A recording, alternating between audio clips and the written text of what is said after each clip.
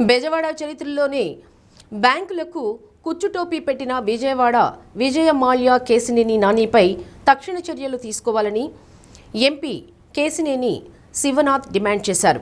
విజయవాడ చరిత్రలోనే అతిపెద్ద బ్యాంకు కుంభకోణం జరిగిందని, దీనిపై సమగ్ర విచారణ జరగాల్సిన అవసరం ఉందని విజయవాడ ఎంపీ కేసినేని చిన్ని పేర్కొన్నారు. మీడియా ప్రతినిధులతో మాట్లాడుతూ మాజీ ఎంపీపై పలు ఆరోపణలు చేశారు. దాదాపు 120 కోట్ల రుణాన్ని జాతీయ బ్యాంకు నుంచి తీసుకున్నప్పటికీ 11 ఏళ్లుగా సంబంధిత అధికారులు ఎందుకు చర్యలు తీసుకోలేదని ప్రశ్నించారు. మాజీ ఎంపీ నివాసంగా ఉపయోగిస్తున్న ఇల్లు, విందులు నిర్వహిస్తున్న హోటల్ కూడా బ్యాంకు ఆధీనంలోనే ఉన్నాయని ఆరోపించారు. హోటల్ను తనఖా పెట్టి అదనపు రుణాలు పొందారని, ఆస్తుల నుంచి వచ్చే అద్దె ఆదాయాలు వ్యక్తిగత ఖాతాలకు మళ్లుతున్నాయన్నారు. మాజీ ముఖ్యమంత్రి జగన్మోహన్ రెడ్డితో సంబంధాలు పెట్టుకుని అధికార పార్టీకి వ్యతిరేకంగా కార్యకలాపాలు నిర్వహిస్తున్నారని విమర్శించారు. విజయవాడలో జరిగినట్లు చెబుతున్న ఆర్థిక వ్యవహారాలపై పూర్తిస్థాయి దర్యాప్తు జరిపి వాస్తవాలను ప్రజల ముందుకు తీసుకురావాలని డిమాండ్ చేశారు.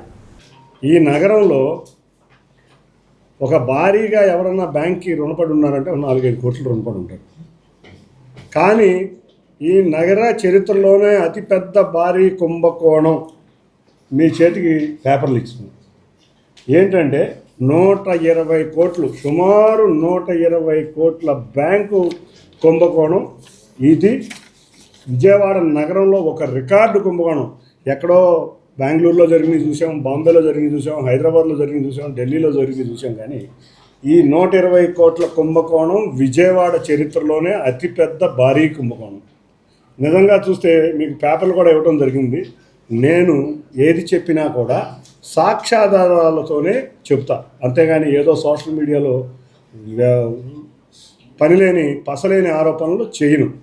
మొదటి పేపర్ చూస్తే మీకు ఇచ్చిన మొదటి పేపర్లో 91 కోట్లు ఒక అకౌంట్ నెంబర్కి, రెండో అకౌంట్ నెంబర్కి 23,70,00,000, అంటే సుమారుగా 115 నుంచి 120 కోట్ల భారీ కుంభకోణం. అది కూడా ఒక ఇండియన్ ఓవర్సీస్ బ్యాంకులో జరిగింది. ఈ జరిగిన దానికి బ్యాంకు వారు 2 లెటర్లు కూడా రాశారు ఈ కుంభకోణం చేసిన వ్యక్తికి. ఆ పేర్లు కూడా మీకు క్లియర్గా ఉన్నాయి.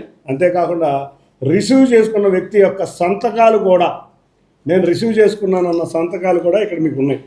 అది ఎవరో కాదు, మన మాజీ ఎంపీ, రోజు ఫేస్బుక్లోనో ట్విట్టర్లోనో రెట్టలేసే ఒక మాజీ ఎంపీ తీసుకున్న రుణం. ఈ రుణం చూస్తే 120 కోట్లు. మరి మా విజయవాడ వాసులు అందరూ కూడా ఆశ్చర్యపడే రీతిగా 120 కోట్లు రుణం తీసుకున్నారు. సరే, ఈ 120 కోట్ల రుణం ఎప్పుడు ఇది ఎన్పిఏ అయింది అంటే సుమారు 2016-17 సంవత్సరాల మధ్యలో ఒక ఎన్పిఏ అయింది ఈ అకౌంట్. అంటే అప్పుడు 120 కోట్ల అకౌంటు, ఈ 120 కోట్ల అకౌంటు ఎన్పిఏ 2016-17 సంవత్సరాల్లో అయింది. కానీ ఈ కుంభకోణానికి ఎవరెవరు సూత్రధారులు, పాత్రధారులు ఉంటారు కదా. బ్యాంకు నిజంగా చూస్తే ఇవాళ అది ఒక నేషనలైజ్డ్ బ్యాంకు, అంటే ప్రభుత్వ ఆధీనంలో ఉన్న బ్యాంకు. బ్యాంకులో ఉన్న ఆస్తిని ట్రెంట్ లిమిటెడ్, అంటే వెస్ట్ సైడ్ అనే ఒక కంపెనీ, టాటా కంపెనీస్కి ఈ ఆస్తి ఎవరికి తాకట్టు పెట్టలేదు, ఎక్కడా లేదు, ఇది నాదే అని చెప్పి వాళ్ళ దగ్గర కూడా అప్పుగా 3 కోట్ల పైన తీసుకున్న రిజిస్టర్డ్ డాక్యుమెంట్, ఈ ఆధారాలతో కూడా పెడుతున్నారు. అంటే బ్యాంకులో తనఖా పెట్టిన డాక్యుమెంట్ని రతన్ టాటా కంపెనీ అయిన వెస్ట్ సైడ్కి, ట్రెంట్కి నేను ఎక్కడా కూడా పెట్టలేదని చెప్పి వాళ్ళ దగ్గర 3 కోట్ల లోన్ తీసుకుంటమే కాకుండా ప్రతి నెల వాళ్ళ దగ్గర నుంచి 20 లక్షలు, 17 నుంచి 18 లక్షలు రెంట్ కూడా వసూలు చేసుకుంటున్నాడు. అవి ఎవరి డబ్బులు? బ్యాంకులో తనఖా పెట్టిన ఆస్తి యొక్క రెంట్ వస్తే అది ఎవరి డబ్బులు? ప్రజల డబ్బులు. ఎందుకంటే ఇది నేషనలైజ్డ్ బ్యాంక్.